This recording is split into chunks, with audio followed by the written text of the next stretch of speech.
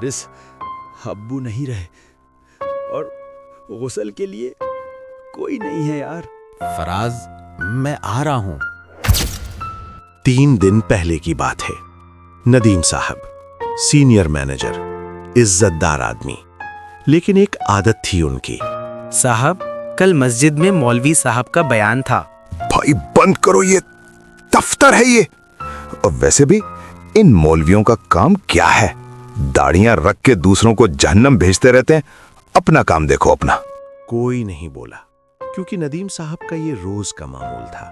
یار ندیم بھائی، آج پھر دفتر میں کسی نے مسجد کا ذکر کیا۔ ہاں یار، کیا کریں، یہ لوگ باز نہیں آتے۔ میں تو کہتا ہوں یہ مدرسے والے معاشرے کو پیچھے لے جا رہے ہیں، نہ ٹیکس دیتے ہیں نہ کوئی کام، بس چندے اور داڑیاں۔ سنو، میرا بیٹا اگر کبھی ایسا کوئی داڑھی والا یار گھر لایا نا تو سیدھا باہر۔ میں اپنے گھر میں یہ سب نہیں چاہتا۔ سب ہنسے، ندیم صاحب بھی ہنسے۔ انہیں نہیں پتا تھا یہ وعدہ وہ نبھانے والے تھے۔ اس دن ندیم صاحب جلدی گھر آ گئے۔ فراز، یہ کون ہے؟ بابا یہ حارث ہے، میرا دوست ہے۔ فراز، تم دونوں باہر جاؤ۔ بابا لیکن میں نے کہا باہر جاؤ۔ حارث چلا گیا۔ فراز کی آنکھوں میں کچھ مر گیا اس دن۔ باپ کو خبر نہیں ہوئی۔ زندگی اپنی رفتار سے چلتی رہی۔ پھر ایک صبح سینے میں ایک تیز لہر، کرسی چھوٹی، سب بھاگے اور ندیم صاحب کی آنکھیں بند ہو گئیں۔ گھر میں رونے کی آوازیں تھیں۔ جنازہ تیار تھا، لیکن غسل کون دے گا؟ فراز نے نظر دوڑائی۔ کمرے میں وہ سب تھے جو ندیم صاحب کی پوری زندگی تھے۔ انکل، آپ نے لندن سے MBBS کیا ہے، پورے شہر میں آپ کا نام ہے، آپ دے دیں ابو کو غسل۔ بیٹا مجھے نہیں آتا، معافی۔ انکل، آپ ابو کے 30 سال کے دوست ہیں، 3 ملکوں میں 7 کام کیا ہے، آپ پلیز۔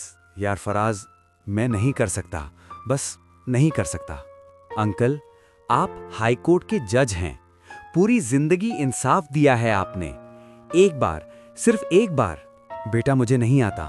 انکل، آپ نے اس شہر میں پل بنائے ہیں، انجینئر ہیں آپ، اتنے بڑے آدمی، پلیز انکل، ابو کو غسل چاہیے۔ میں نہیں کر سکتا۔ 4 لوگ، 4 الگ دنیاؤں کے مالک، ایک کام نہیں آتا تھا کسی کو۔ فراز باہر آیا۔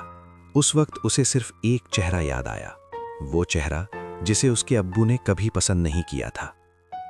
حارث ابو نہیں رہے اور غسل کے لیے کوئی نہیں ہے یار۔ فراز میں آ رہا ہوں۔ وہ آیا، وہ لڑکا جسے ندیم صاحب نے اپنے گھر سے اس لیے نکالا تھا کیونکہ اس کی داڑھی تھی۔ اس نے وضو کیا، بنا شکوے، بنا تانے، بنا ایک لفظ کے، اور اس آدمی کو غسل دیا جس نے کبھی اسے گھر میں قدم رکھنے نہیں دیا۔ نماز جنازہ پڑھی گئی، قبر میں اتارا گیا، پہلی مٹی، دوسری، تیسری۔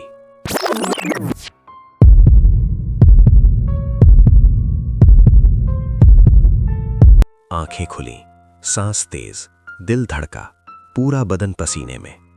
ہاتھ دیکھے، حقیقی، چہرہ چھوا، حقیقی۔ پاس والے کمرے سے فراز کی سانس کی آواز۔ سو رہا تھا، بالکل محفوظ، بالکل بے خبر۔ آذان ہوئی، ندیم صاحب اٹھے، پہلی بار اپنے ہاتھوں سے وضو کیا۔ فراز کو پتہ نہیں تھا کہاں جا رہے ہیں۔ جب مدرسے کا دروازہ دکھا، وہ رک گیا۔ مولوی صاحب باہر آئے۔ ندیم صاحب نے جھک کر سلام کیا، پہلی بار۔ وہ 4 انکل، ڈاکٹر، انجینئر، جج، پرانا دوست، زندگی بھر انہوں نے سب کچھ سیکھا، ایک کام نہیں سیکھا۔ آج رات صرف ایک سوال اپنے آپ سے پوچھو، اگر کل تمہارا وقت آئے، کیا تمہارے گھر میں کوئی ہوگا؟ كل نفس ذائقة الموت۔ بس اتنا یاد رکھو۔